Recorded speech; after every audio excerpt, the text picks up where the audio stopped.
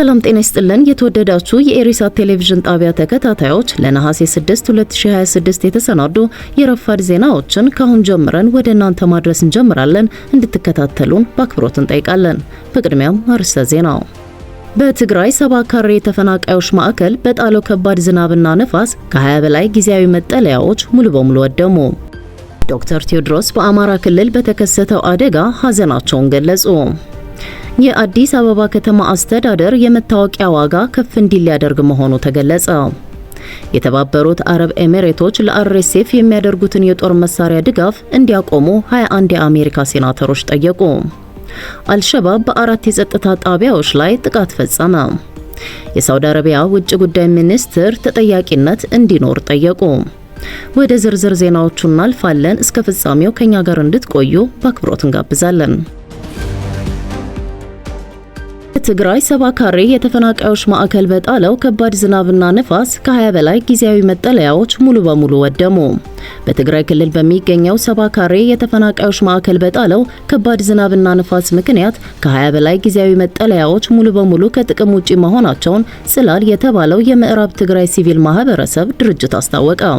የማዕከሉ አስተባባሪ አቶ ዘበኖም ኪዱ ለትግራይ ቲቪ እንደገለጹት ነሐሴ 4 ቀን 2026 በጣለው ከባድ ዝናብና ነፋስ መጠለያዎቹ ከጥቅም ውጪ ከመሆናቸውም በላይ በንብረት ላይ ከፍተኛ ኪሳራ ደርሷል። በተጨማሪም አደጋው በሰዎች ላይ አካላዊ ጉዳት ያደረሰ ሲሆን በተለይም አረጋውያን ላይ ጉዳት በመድረሱ ለሕክምና እርዳታ ወደ ጤና ተቋም መወሰዳቸውን አስተባባሪው ጨምረው ገልጸዋል። በደረሰው አደጋ ምክንያት ተፈናቃዮቹ ለበለጠ እንግልትና ችግር መጋለጣቸውን የጠቆሙት አቶ ዘበኖም የሰብአዊነት ስሜት ያለው አካል ሁሉ አስቸኳይ ድጋፍ እንዲያደርግ ጥሪ አቅርበዋል። የተፈናቀለው ሕዝብ በከባድ ችግር ውስጥ እንደሚገኝ ያመለከተው የምዕራብ ትግራይ ሲቪል ማህበረሰብ ድርጅት ለችግሩ ዘላቂ መፍትሄ የሚሆነው ተፈናቃዮች ወደ ቀደመ መኖሪያቸው የሚመለሱበት ሁኔታ ሲመቻች ብቻ እንደሆነ አጽንኦት ሰጥቷል ሲል ዘገባው አመልክቷል። ዶክተር ቴዎድሮስ በአማራ ክልል በተከሰተው አደጋ ሀዘናቸውን ገለጹ።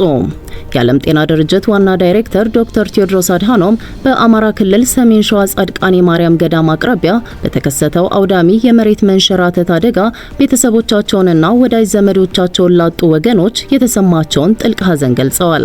ዶክተር ቴዎድሮስ በይፋዊ ኤክስ ገጻቸው ባሰፈሩት አጭር መልእክት አደጋው የደረሰበትን ታሪካዊ ገዳምና የአካባቢውን ቀጠና ከዚህ ቀደም በተደጋጋሚ ጊዜያት መጎብኘታቸውን አስታውሰዋል። በአደጋው የደረሰውን ጉዳት አስመልክተውም ለብዙዎች ጥልቅ ትርጉም ባለው በዚህ ስፍራ ላይ የደረሰውን ውድመት ማየት እጅግ ያሳዝናል ሲሉ የተሰማቸውን ጥልቅ ሀዘንና የልብ ስብራት አጋርተዋል። የአዲስ አበባ ከተማ አስተዳደር የመታወቂያ ዋጋ ከፍ እንዲል ሊያደርግ መሆኑ ተገለጸ። የአዲስ አበባ ከተማ አስተዳደር የመታወቂያ ህትመትን በወረዳ ደረጃ ወደ 22 የተመረጡ ቢሮዎች በማውረድ ከ3 እስከ 5 ወራት ይወስድ የነበረውን የነዋሪዎችን እንግልት በአንድ የስራ ቀን ውስጥ ለመፍታት ቃል ገብቷል። ይሁን እንጂ ይህ የፍጥነት ማሻሻያ በዋጋ ጭማሪ የታጀበ ሆኗል። በዚህም ከዚህ ቀደም ለመታወቂያ ይከፈል የነበረው 100 ብር ወደ 300 ብር ሊያድግ መሆኑ ተገልጿል። ኤጀንሲው እያንዳንዳቸው $3500 የሚያወጡ አዳዲስ ማተሚያዎችን በመግዛት የቀን የማተም አቅሙን ከ250 ወደ 750 ከፍ እንዲል አድርጓል።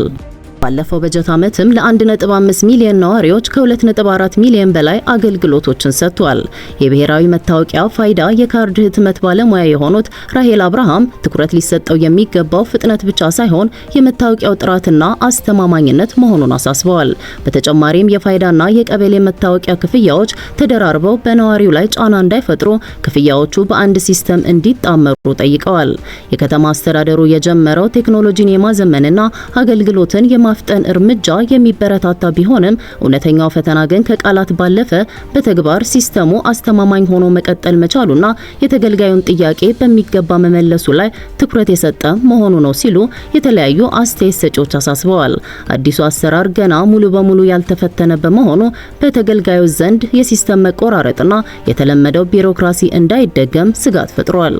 ለወራት መታወቂያ ሲጠብቁ የቆዩ ነዋሪዎችም ዋናው ጉዳይ የክፍያው መጨመር ሳይሆን ቴክኖሎጂ ቴክኖሎጂው አስተማማኝ ሆኖ በተባለው ጊዜ ጥራት ያለው አገልግሎት ማግኘት መቻሉ ነው በማለት ስጋታቸውን ይገልጻሉ። ኤጀንሲው ባለፈው በጀት ዓመት በተፈጸሙ የአሰራር ጥሰቶችና የስነ ምግባር ግድፈቶች 13 አመራሮችን ጨምሮ በ105 ግለሰቦች ላይ እርምጃ መውሰዱን አስታውቋል።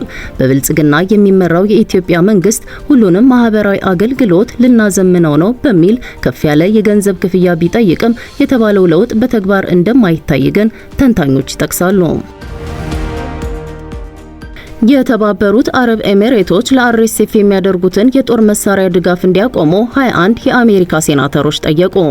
የአርኤስኤፍ ኃይሎች ከበባውን እያጠናከሩ ባለበት በዚህ ወቅት በግምት 500 ሺህ የሚደርሱ ሰላማዊ ዜጎች በኤል ኦቤይድ ውስጥ ተይዘው እንደሚገኙ የገለጹት ሴናተሮቹ የምግብ፣ የውሃ፣ የሕክምና ዕቃዎችና የሰብአዊ እርዳታ እፎይታ እንዳያገኙ ተደርጓል ብለዋል። የአሜሪካ መንግስት ከፍተኛ ግፎች ሊከሰቱ እንደሚችሉ የሚያስጠነቅቁ አሳሳቢ ምልክቶች አሉ በማለት ቀደም ሲል ማስታወቁን ያመለከቱት ባለስልጣናቱ የተመድ ባለስልጣናትም በኤልፋሽር የታየው አይነት ግፍ እንዳይደገም አሳስበዋል። ሴናተሮቹ ማርኮ ሩቢዮ ቀደም ሲል አርኤስኤፍ ከውጭ እርዳታ እያገኘ መሆኑ ግልጽ ነው ማለታቸውን በማስታወስ በተለይም አረብ ኤሚሬቶች ለሱዳን ፈጣን ድጋፍ ሰጪ ኃይሎች የምታደርገውን ተደጋጋሚ የድሮንና የጦር መሳሪያ ድጋፍ እንድታቆም የአሜሪካ ሴናተሮቹ ጠይቀዋል።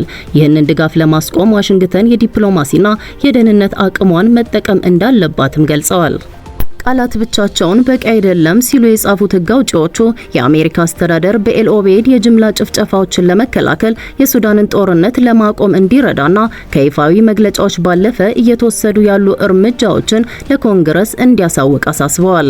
የተባበሩት ኤሚሬቶች ለአርኤስኤፍ ድጋፍ በማድረግ በተደጋጋሚ ክስ ሲቀርብባት ይሰማል። ከኢትዮጵያ መንግስት ጋር በመተባበርም በአሶሳ አካባቢ ለሰራዊቱ ድጋፍ የሚሰጥ ወታደራዊ ካምፕ ማቋቋሟ መዘገቡም ይታወሳል። አልሸባብ በ4 የጸጥታ ጣቢያዎች ላይ ጥቃት ፈጸመ። የአልሸባብ ታጣቂዎች ነሐሴ 5 ምሽት በሞቃዲሾ በሚገኙ 4 ወረዳዎች የጸጥታ ተቋማትን ኢላማ በማድረግ የተቀናጀ የቦምብ ጥቃት መፈጸማቸውን ባይዶዋ ኦንላይን ዘግቧል። ጥቃቱ በካአራን፣ ሂሊዋ፣ ዳይኒለና ካክስዳ ወረዳዎች በሚገኙ የጸጥታ ጣቢያዎች ላይ በተመሳሳይ ሰዓት አካባቢ ተፈጽሟል። ይህ የተቀናጀ የፈንጂ ጥቃት ከብዙ ወራት በኋላ በሶማሊያ ዋና ከተማ የተፈጸመ ሲሆን በሞቃዲሾ የአልሸባብ እንቅስቃሴ አዲስ ለውጥ ሊያሳይ እንደሚችል ያመለክታል። ስለ ጥቃቱ የሶማሊያ መንግስትም ሆነ የጸጥታ ተቋማት እስካሁን ይፋዊ መግለጫ አልሰጡም። ሆኖም ኢላማ የተደረጉት የመንግስት የጸጥታ ጣቢያዎች እንደነበሩ ተገልጿል። ስለ ጉዳቱ መጠንና ሁኔታ ገለልተኛ አካል እስካሁን ማረጋገጫ አልሰጠም። የአልሸባብን አቅም ለማዳከም የወታደራዊ ዘመቻዎች ቢካሄዱም ቡድኑ በተደጋጋሚ በሶማሊያ መንግስት ኃይሎችና በጸጥታ ተቋማት ላይ የቦምብ ጥቃቶችን፣ የተደበቁ ኢላማዎችንና ሌሎች የአመጽ ድርጊቶችን መፈጸሙን ቀጥሏል። የሳውዲ አረቢያ ውጭ ጉዳይ ሚኒስትር ተጠያቂነት እንዲኖር ጠየቁ። የሳውዲ አረቢያ ውጭ ጉዳይ ሚኒስትር ልዑል ፋይሰል ቢን ፈርሃን ትናንት ነሐሴ 5 በሚኒስትሮች ስብሰባ ተገኝተው ባሰሙት ንግግር ሁከትና ብጥብጥ የሚያነሱ አካላት ተጠያቂነት መኖር እንዳለበት ገልጸዋል። የሳውዲ አረቢያ የውጭ ጉዳይ ሚኒስትር ልዑል ፋይሰል ቢን ፈርሃን ረቡዕ ዕለት በዮርዳኖስ ዋና ከተማ ኦማን ኢየሩሳሌምንና በውስጧ የሚገኙ ቅዱሳን ስፍራዎችን ለመደገፍ በተካሄደው የሚኒስትሮች ስብሰባ ላይ ተሳትፈዋል። በሚኒስትሮች ስብሰባው ላይ ንግግር ያደረጉት ልዑል ፋይሰል የነጻ አምልኮ መብትን እንደ ሽፋን በመጠቀም በከተማዋ ውስጥ አዲስ የፖለቲካና የቁጥጥር እውነታን ለማስፈን የሚደረጉ ማናቸውንም ሙከራዎች ሀገራቸው እንደማትቀበል አሳውቀዋል። ኢየሩሳሌምን መጠበቅ ለማንኛውም ፍትሃዊ ሰላም መሰረታዊ ምሰሶ መሆኑን የገለጹት ሚኒስትሩ በሃይማኖታዊ ወይም ርዕዮተ ዓለማዊ የይገባኛል ጥያቄዎች ላይ ተመስርቶ ሁከትን ማበረታታት ወይም ትክክል አድርጎ ማቅረብ ከአብርሃማዊ እምነቶች እሴቶች ያፈነገጠና ከሰብአዊ ክብርና የእኩልነት መርሆች ጋር የሚቃረን አደገኛ አካሄድ መሆኑን አስገንዝበዋል። ይህ ስብሰባ የተጠራው በእስራኤል መንግስት ድጋፍ የሚደረግላቸው የአይሁድ ሃይማኖት አባላት በአልአቅሳ መስጊድና በዶም ኦፍ ዘ ሮክ ዙሪያ በሚገኙ ስፍራዎች ላይ የሚያደርጉት ጥሰትና ትንኮሳ መጨመሩን ተከትሎ ነው። የውጭ ጉዳይ ሚኒስትሩ በስብሰባው ላይ ዮርዳኖስ በቅድስቲቱ ከተማ የሚገኙትን የእስልምናና የክርስትና ቅዱሳን ስፍራዎችን በመጠበቅ እንዲሁም ታሪካዊ ማንነቷን በማቆየት ረገድ ለተጫወተችው ታሪካዊ ሚና ሳውዲ አረቢያ ያላትን ከፍተኛ አድናቆት ገልጸዋል።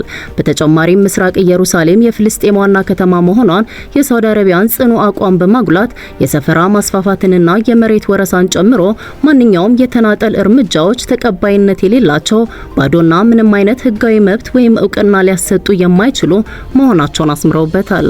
የነበረውን ህጋዊና ታሪካዊ ሁኔታ ወይም የከተማዋን ማንነት ለመቀየር የሚደረጉ ማናቸውንም ጥሰቶች ሳውዲ አረቢያ እንደማትቀበል ያረጋገጡት ልዑል ፋይሰል የአሜሪካው ፕሬዝዳንት ዶናልድ ትራምፕ ሁለተኛውን ምዕራፍ የሰላም እቅድ ተግባራዊ ለማድረግ ያደረጉትን እንቅስቃሴ ሀገራቸው ብትቀበለውም እስራኤል በጋዛ ሰርጥ የምትፈጽመውን ወታደራዊ ጥሰት ግን በጽኑ ታወግዛለች ብለዋል።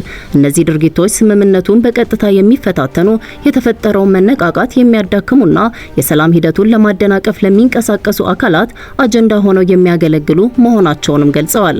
ዓለም አቀፉ ማህበረሰብ ኃላፊነቱን እንዲወጣና በጋዛ ሰርጥ እንዲሁም በምዕራብ ዳርቻ የሚፈጸሙ ጥሰቶችን ለማስቆም ተግባራዊ እርምጃዎችን እንዲወስድ ሚኒስትሩ ጥሪያቸውን አቅርበዋል። የቅዱሳን ስፍራዎችን መጠበቅ፣ የፍልስጤም ህዝብን ጽናት መደገፍ፣ የጥላቻ ንግግርን እንዲሁም የሃይማኖትንና የዘር የበላይነትን አለመቀበል እንደሚያስፈልግም አሳስበዋል።